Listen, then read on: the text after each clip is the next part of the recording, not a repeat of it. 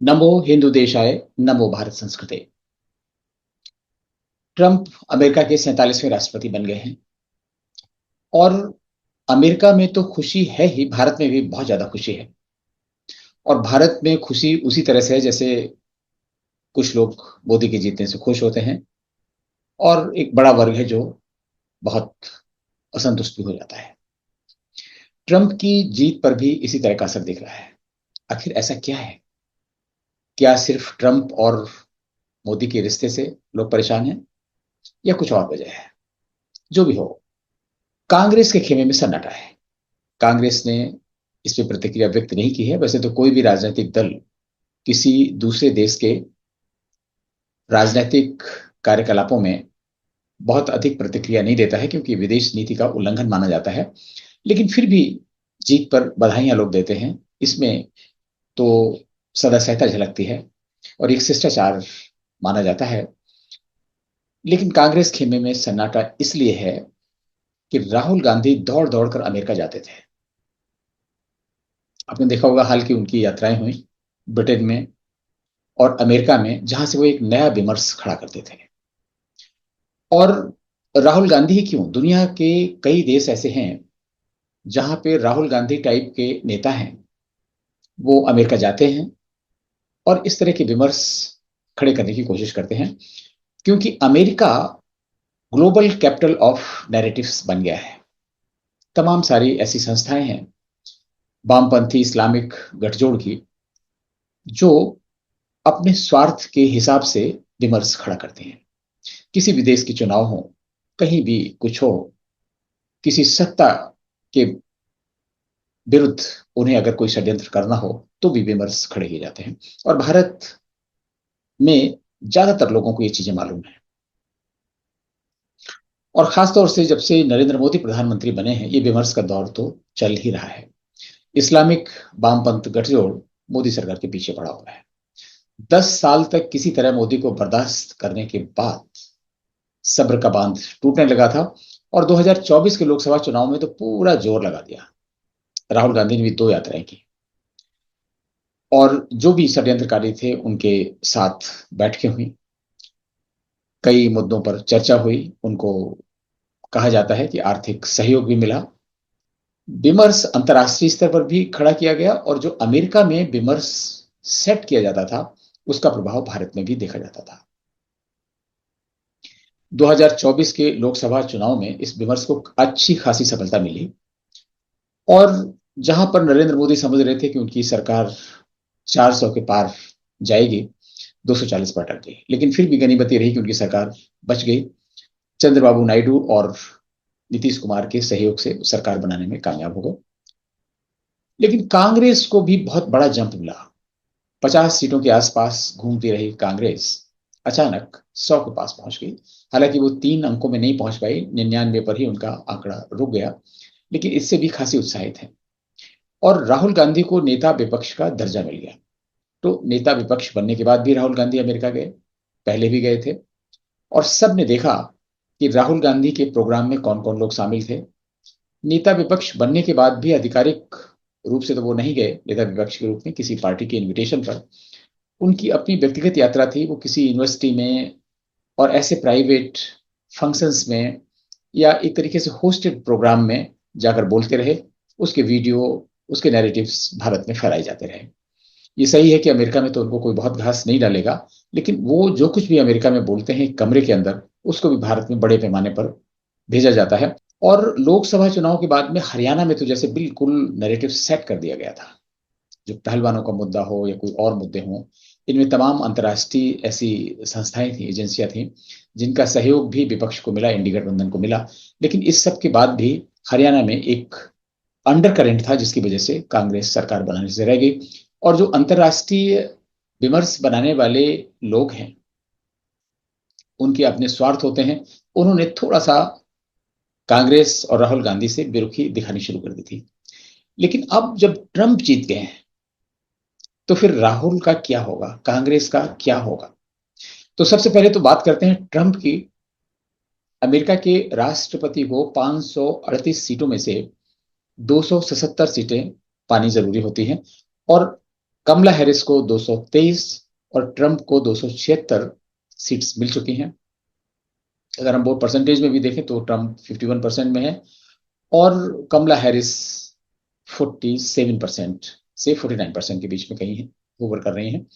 अगर 49% भी उनका आंकड़ा है तो काफी अंतर है, 2% का मार्जिन बहुत बड़ा अंतर माना जाता है अमेरिका में।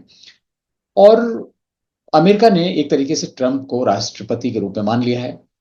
कमला हैरिस ने अभी हार नहीं मानी है और वो ठीक उसी तरीके से व्यवहार कर रही हैं जैसे राहुल गांधी भारत में करते हैं, कांग्रेस भारत में करते हैं। अगर हार जाते हैं तो ईवीएम, चुनाव आयोग और दुनिया भर का बितंडा बनाने की कोशिश करते हैं। वही सब नैरेटिव वहां पर सेट किया जा रहा है।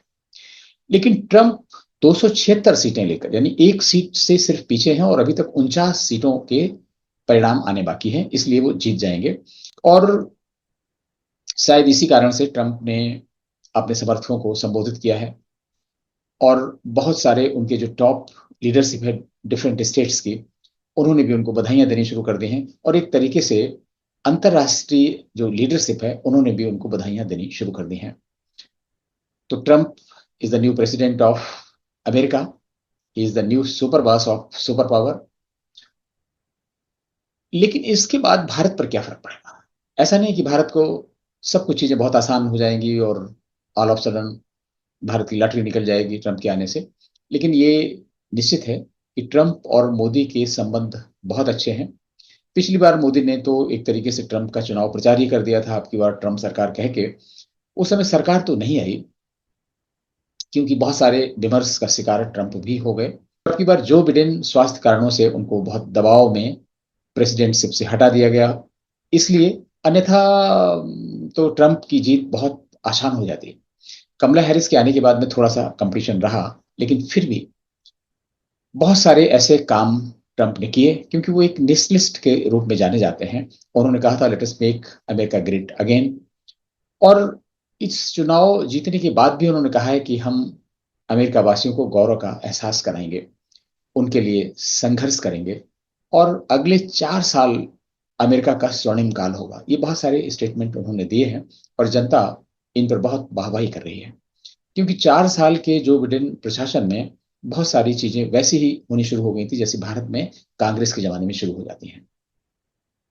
और इसलिए ऐसा चुनाव परिणाम आना ही था।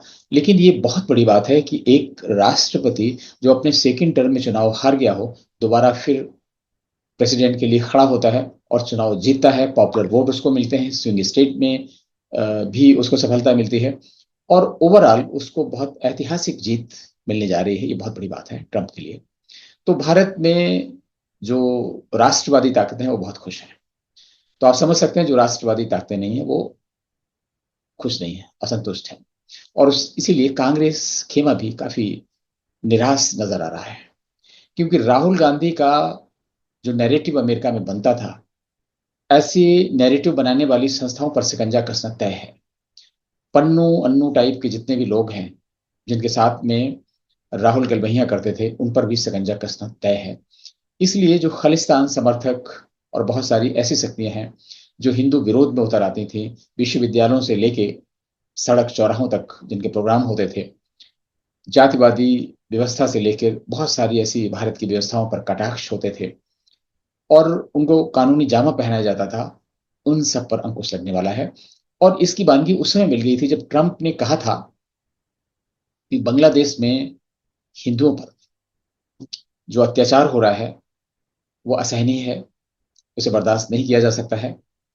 और बांग्लादेश को चेतावनी देते भी उन्होंने कहा हुआ था कि अगर उनकी सरकार आई तो इस पर लगाम लगाई जाएगी। उन्होंने ये भी कहा हिंदुओं को आश्वासन देते हुए कि हिंदुओं को, भारतीयों को अमेरिका में जिन परेशानियों का सामना करना पड़ रहा है वो उन्हें दूर करेंगे। और आप समझ सकते हैं इसका उद्देश्य हुआ कि जो भारतीयों ने, खासतौर से हिंदुओं ने बढ़ चढ़कर इस चुनाव में हिस्सा लिया और ट्रंप को समर्थन दिया। और इस तरीके से ट्रंप एक बार प्रेसिडेंट बनने जा रहे हैं। इसलिए हिंदुओं को, हिंदुस्तान को थोड़ी बहुत आश्वन्दित होना, खुश होना बहुत स्वाभाविक है।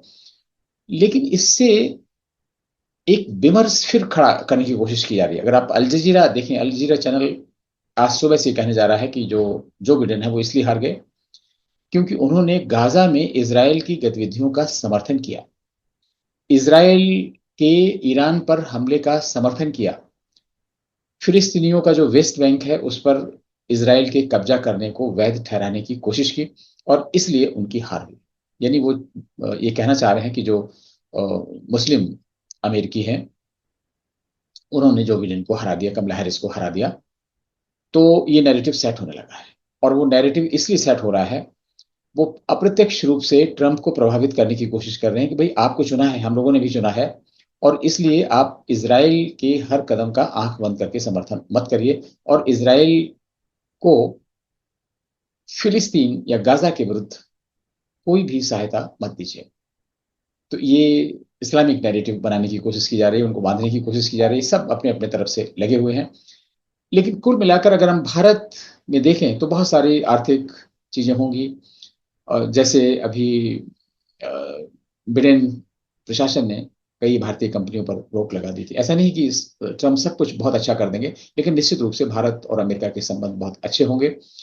लेकिन भारत को सबसे बड़ी राहत मिलेगी जो नैरेटिव सेट करने वाला डीप स्टेट है, उससे मुक्ति मिलेगी। और आप देखते हैं आपके पड़ोस में बांग्लादेश, जहां की सरकार को अपदस्थ कर दिया गया बिडेन प्रशासन के इशारे पर, तो वहां पर भी स्थितियां अब सामान्य नहीं रह पाएंगी। जो कुछ हो रहा है उस पर लगाम लगेगी और हो सकता है जो बांग्लादेश के मुख्य सलाहकार हैं मोहम्मद यूनुस अपने आप ही इस्तीफा देकर निकलने पति गली से। कोई बड़ी बात नहीं। तो बहुत सारे ऐसे अंतर्राष्ट्रीय परिवर्तन देखने को मिलेंगे।